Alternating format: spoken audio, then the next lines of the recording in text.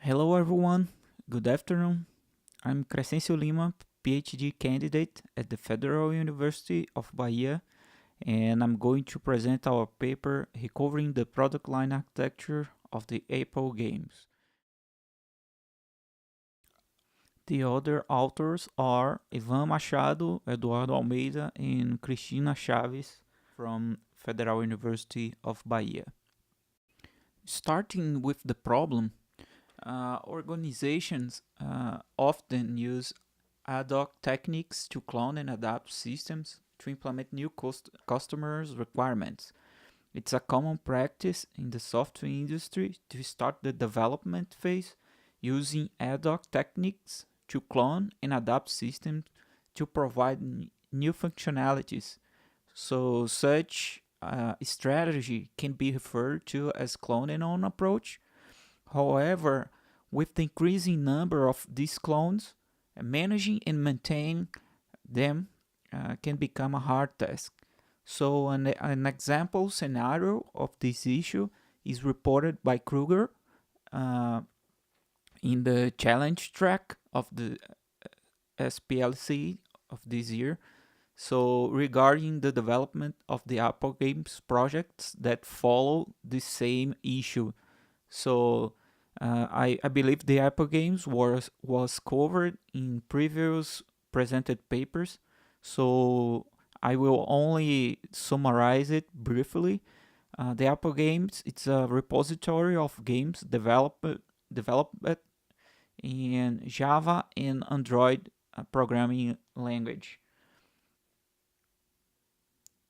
So the software product line, it's a systematic and planned reuse approach. It leads to promising benefits such as reduced time to market and cost to deliver and reduced cost to deliver this product. So to mitigate the effects of using clone and own strategy, we believe that using an extractive SPL approach can be employed to solve these issues that we discussed previously. And product line architecture is an architecture for the family of products that describes the mandatory, optional, and variable components in the software product line. Product line architecture can be defined as the core architecture that captures the high level design, including variation points and variants, and all these components documented in the variability.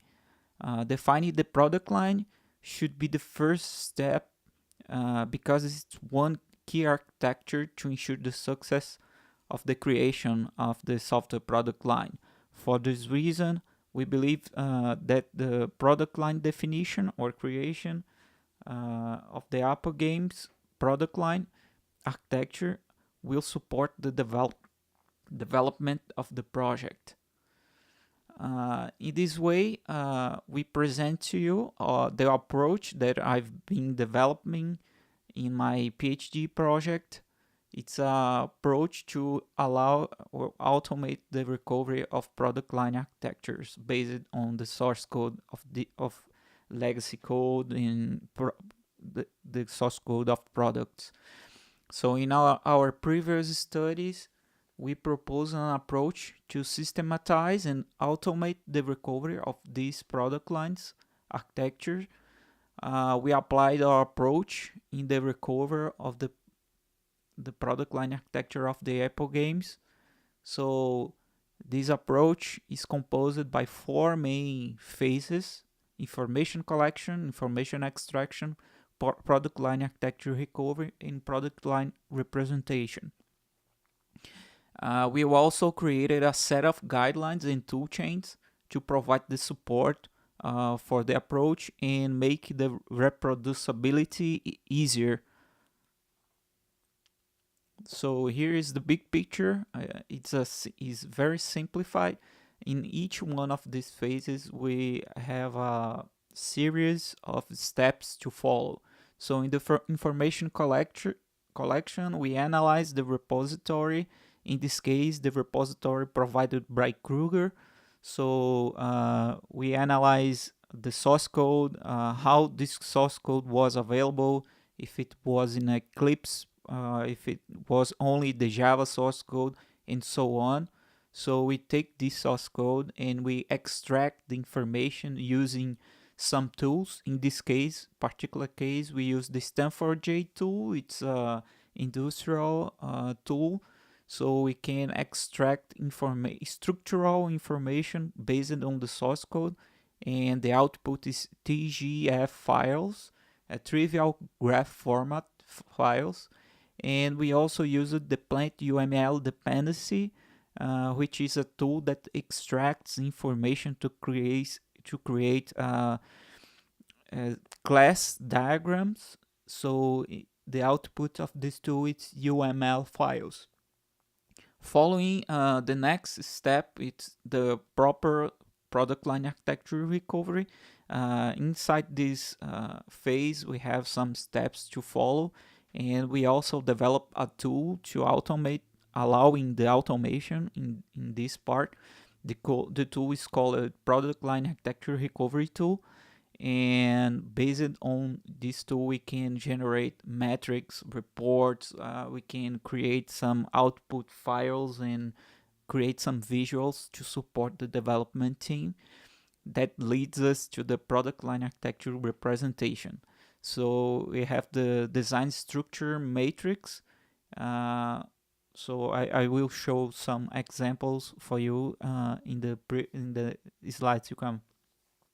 We have a package view representation, and we also have a class view representation. So basically, I'm trying to organize the information in three layers. The first layer is the source code. So we have the base, and we take the information extracted from the source code and we use it as input for our approach here. In this moment, we compare the files and the information, and then we generate another two layers. The first, the layer one is the class diagrams, and we have a higher representation that leads to the layer 2, which is the package diagram. So all the elements in blue are present in all the systems of the Apo-Games, and the red ones, it's present only in part of them. I will present an example right now. So here we have the first output of the product line architecture of the Apo-Games. So we used 5 Android games. We compare them. Here is the package view. So entity, game, and main, they are present in all the 5 Android games. This package are present in all the 5 games.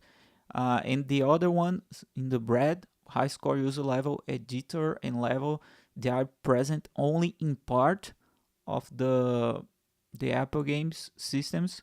So we also have some extra information that I will show to you that could lead us. So this level is level 2, layer 2, sorry. And let's take one element, the package entity, and let's dive into the layer 1, which is the class view. So here we highlight the UML diagram of the package entity. As we can see, we have the classes, and here we follow the same logic. The classes in blue, they are present in all the 5 Android games, and the classes in red, it's only present in part of them. All these classes are, as we can see, they are concrete classes. We also represent abstract. We can see the relationship of inheritance, but we also have the functions call of each classes connected there. Here I simplified. I just eliminated the connections because it would make it hard for us to see the representation inside the package, but we have this information. So moving on to the next extraction that we did, the next product line architecture. So now we focus on the classes. We focus on the Java games. So we compare 18 Java games of 20. As we can see, there's a lot of variability and there's a lot of components here. I highlight the core components in blue, so it makes it's hard to see because there's a lot of elements there. So we eliminated the first two projects of the Apo-Games here because they did not use package organization, so we cannot extract the information of the packages, but we use them in the classes extraction. So we also have the report. As I said previously, we use this information to help us to create the representation. As we can see here, we have all the package name and to which project that package belongs. We also have this for classes. For example, in the Apple game counter, this class appears only in the Apple simple, and as we can see, it's only in 8% of the projects. So we highlighted here Apple Help and Apple I/O. Apple I/O, they are present in 91% of the project. So for create our next representation, we trying to eliminate the packages and classes that appears only in a small part of the projects. So as we can see here, we have the second recovery of the Java project. We eliminated some games from the comparison because we identified some games that introduce a lot of variability. So as we can see, we have 15 games here in comparing 15 games. So it's clear to see the project and the product line architecture, and it's easier to see the whole structure. So also it's easier to see the core elements here highlighted in the box. So and then we identified some games here that introduced a lot of variability, and we eliminated them in the third representation. So here we have 10 Java games in the comparison. So it's smaller and it's easier, simpler to view and understand the system and the core elements. And also these elements in red, they are variable, but they are present in a good part of the systems. Once again, the package in blue are mandatory and the packages in red are variable, but these ones are present in the majority of the games. So we identified that 3 games, Apple Soccer, Apple Skunk, and Apple Simple, they introduced a considerate number of exclusive variants. In other words, they included a lot of variability in the representation. We eliminated them in the second PLA recovery, and as a result, the noise in the PLA, the product line architecture representation, was reduced considerably.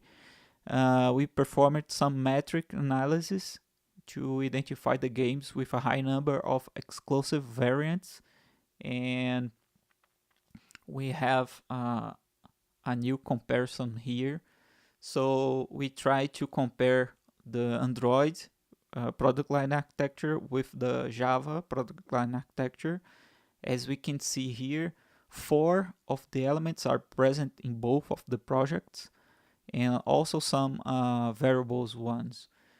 The projects were very similar, but we decided not to. We could compare them together, but we decided not to because it's clear that the development of the Android was different from the Java product line architecture. So as a conclusion, we adapted our product line architecture recovery to establish the product line of the Apo-Game project. It was the first time that we compared legacy systems. We were using the products of the same software product line and recover the architecture of the product line. But now we see that we can use our approach to also recover legacy systems. We only have to do some adaptation.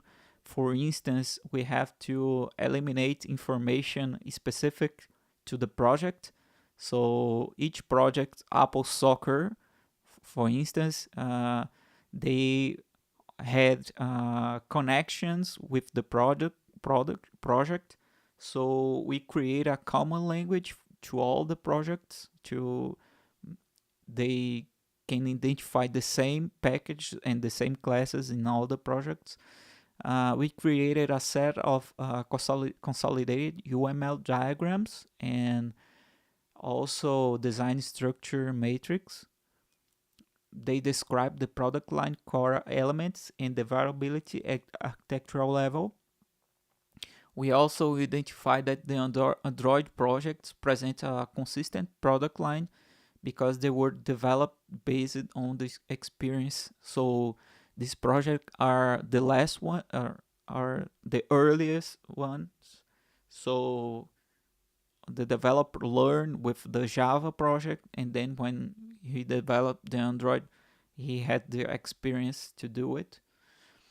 So in conclusion, the Android framework forced the developers to work with some restrictions, which lead to project simplification.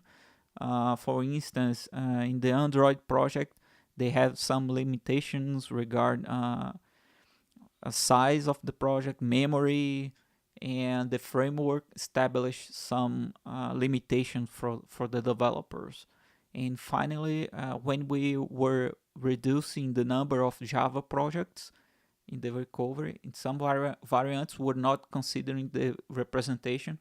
The recovered product line architecture indicated that both projects have the same structure, and I can say that he reused the Java project, the Java source code, in the Android project.